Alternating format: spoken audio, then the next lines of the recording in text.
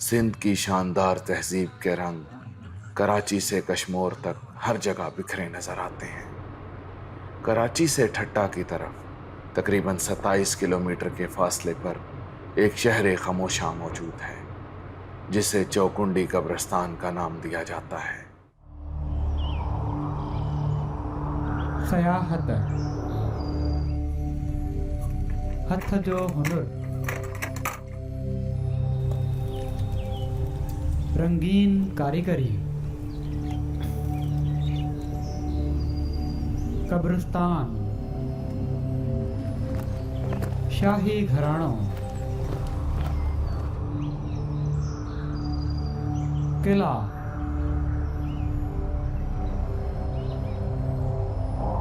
سندھ سموری زندگیअ جو ہکڑو یادگار سفر۔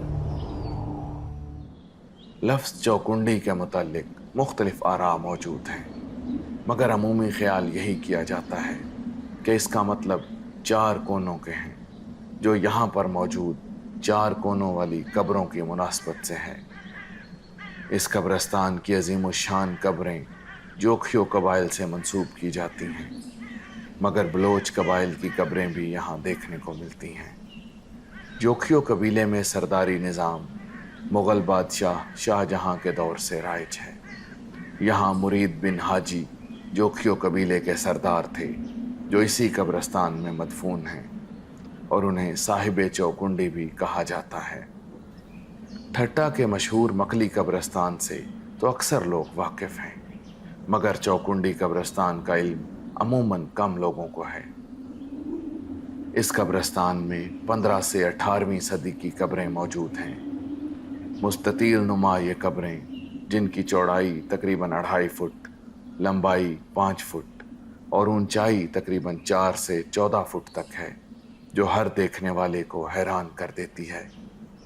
ان قبروں کو تیار کرنے کے لیے ٹھٹہ کے قریب واقع جنگ شاہی کا زردی نما پتھر استعمال کیا گیا، جسے سنگ مرمر کی طرح کسی اضافی رنگ و روغن کی ضرورت نہیں ہوتی، اور یہی وجہ ہے کہ یہ صدیوں سے آج بھی اپنی اصل حالت میں موجود ہیں۔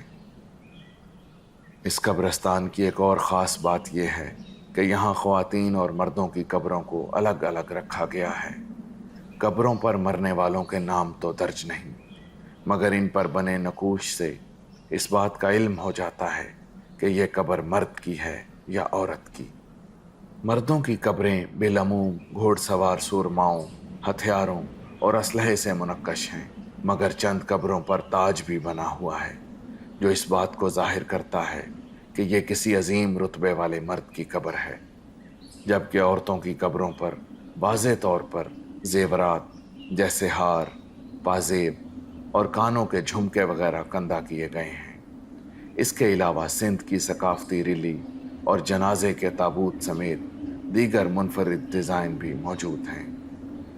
ان تمام قبروں کو دیکھ کر انسان یہ سوچنے پر مجبور ضرور ہو جاتا ہے کہ اس دور میں جب جدید آلات موجود نہیں تھے، تب بھی انسان نے کس طرح یہ نقش و نگار بنا ڈالے۔